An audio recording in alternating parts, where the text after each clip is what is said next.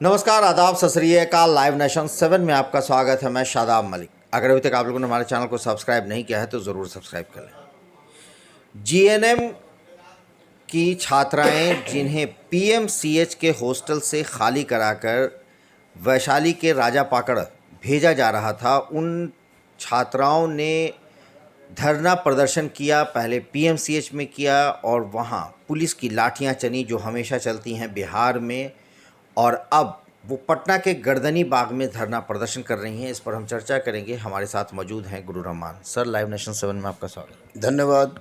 नखरे वाला बेटा हो या डाइटिंग वाली बेटी, डायबिटिक दादाजी हो या वेजिटेरियन मामा जी, सबको मिलेगा उनकी पसंद का खाना बस एक क्लिक पर। Download Rail Restaurant app and get tasty foods on your seat. Sir, जिस तरह से ये जीएनएम की जो छात्राएं हैं, ये लोग धरना प्रदर्शन किया इन लोगों ने, इन पर लाठी चलाई गई पीएमसीएच में। यहाँ तक कि महिला नहीं बल्कि पुरुष पुलिस ने भी लाठी चलाया। अब ये लोग भूख हड़ताल कर रही हैं, अनशन कर रही हैं। तो क्या लगता है सर कि इस तरह का जो माहौल बनता जा रहा है बिहार में, ये एक बड़ा छात्र आंदोलन या कहें कि छात्रों में विरोध बढ़ाता चला जा रहा है? बिल्कुल, मैं सादा में बता दूं कि ये जीएनएम की जो छात्राएं हैं हमारे पास भी आई थी और मैं इनको लेकर मंगल पांडे के पास भी गया था। माननीय मंगल पांडे जो स्वास्थ्य मंत्री के पास भी गया था। मंगल पांडे ने स्पष्ट रूप से कहा कि उस तरह की कोई व्यवस्था नहीं है जहाँ 300 बच्चों का हॉस्टल की व्यवस्था की जाए। तो वैसी परिस्थिति में मैंने स्पष्ट रूप से उनको कहा भी था कि 300 बच्चों की हॉस्टल की व्यवस्था हम करा देंगे, क्योंकि आर के सुमन का जहाँ पर बिल्डिंग है वहाँ पर उन्होंने कहा था कि हम 300 बच्चों का हम इस आपको उसमें सेट करा देंगे।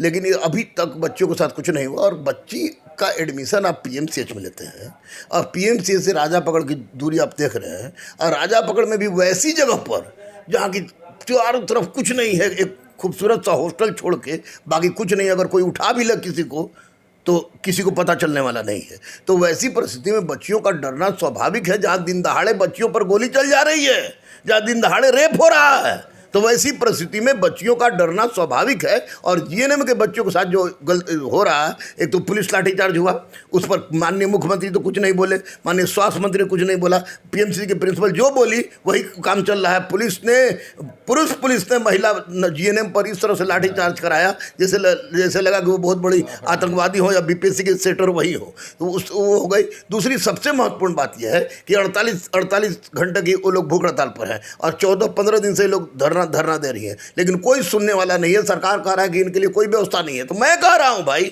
नखरे वाला बेटा हो या डाइटिंग वाली बेटी, डायबिटिक दादाजी हो या वेजिटेरियन मामा जी, सबको मिलेगा उनकी पसंद का खाना बस एक क्लिक पर। Download Rail Restaurant app and get tasty foods on your seat. कि उनके 300 बच्चियों के रहने की व्यवस्था मैं करा दूंगा। मैंने बात किया है आपको बाजार समिति के हॉस्टल में। सरकार केवल हामी तो भरे, लेकिन इन बच्चियों के साथ नाइंसाफी न होने दे, क्योंकि उतना दूर से क्लास करना, राजा पकड़ से आके क्लास करना, फिर राजा पकड़ जाना, ये क्यों एडमिशन लिए थे आप पीएमसीएच में? इन बच्ची बहुत खुश थे कि मेरा पीएम तरह का धोखा हो, 100% धोखा हुआ। बच्ची कह रही थी कि हम तो बहुत खुश थे कि मेरा रैंक अच्छा है, पीएमसीएच मिल गया। लेकिन रैंक आने का मतलब कि आप पाकिस्तान भेज दीजिएगा उनको हॉस्टल में रहने के लिए, और वो भी जहाँ कुछ नहीं, आबादी नील है, सन्नाटा है। रात में क्या होगा क्या नहीं हो सकता। लड़की डर रही है और स्वाभाविक है कि मेरी बेटी रहे, आपकी बेटी रहे, किसी की बेटी है, अब बहन नहीं तो सबके मन में डर होगा। इसलिए माननीय स्वास्थ्य मंत्री से, माननीय मुख्यमंत्री से मेरा नम्र निवेदन है कि पटना में ही उन बच्चियों के रहने की व्यवस्था की जाए, और सरकार चाह जाए और बच्चों को रहने की व्यवस्था पटना में नहीं होगा, निश्चित रूप से होगा। अगली बार आप जब जीएनएम का ई कराइए तो उसमें कह दीजिए कि राजा पकड़ भेजेंगे, इंग्लैंड भेजेंगे, पाकिस्तान भेजेंगे तुम्हारे हॉस्टल के लिए। लेकिन कम से कम बच्चियां अब पीएमसीएच में जो जिनका सिलेक्शन हुआ था वो खुश थी, अब वो अपने आप माथा पीट रही है कि हम लोगों ने पीएमसीएच में एडमिशन लेके गलत किया।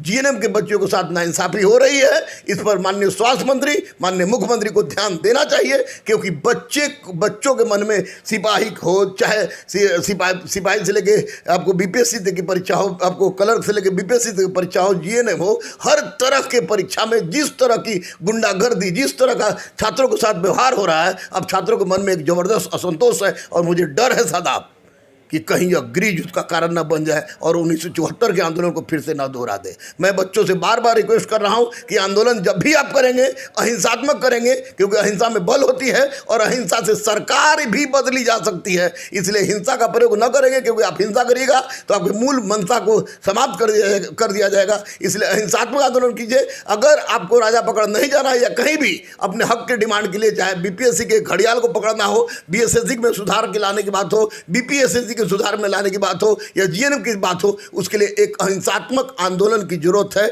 जो कि व्यापक स्तर पर हो। और बच्चे और बच्चियां जो हैं केवल लिख देती हैं कि रहमान सर चिल्लाते हैं रोड पर उतरिए। अरे 400 को रोड पर उतरे, 6 लाख 8 लाख लड़के परीक्षार्थी होते हैं। लिखने में तो उनको बहुत आसान है, आने में सबको डर लगता है। मैं कह रहा हूं कि सब आइए, दम है तो सब आइए और गांधी मैदान में बैठ जाइए, गांधी मैदान में सो जाइए।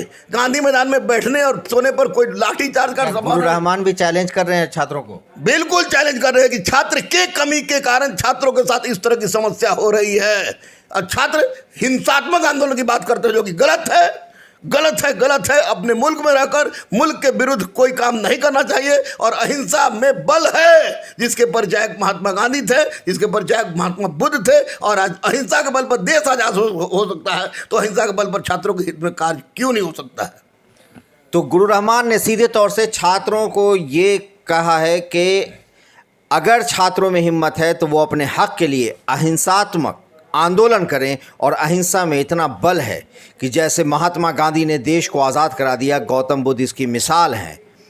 तो ज़रूरत है कि छात्र एकजुट हों। और अब देखना है कि क्या छात्र में एकजुटता है, क्या वो अपने हक के लिए, अपनी आवाज़ के लिए अहिंसा का रास्ता अपनाते हुए आंदोलन को इतना आगे बढ़ाएं कि उनकी मांग पूरी हो, उन्हें उनका हक मिल सके। अब देखना है कि आगे क्या होता है। आप बने रहे हमारे साथ, देखते रहो हमारा वीडियो। अगर अभी तक आप लोगों ने हमारे चैनल को सब्सक्राइब नहीं किया है तो ज़रूर कर लें, साथ ही साथ ट्विटर पर फॉलो ज़रूर करें। धन्यवाद।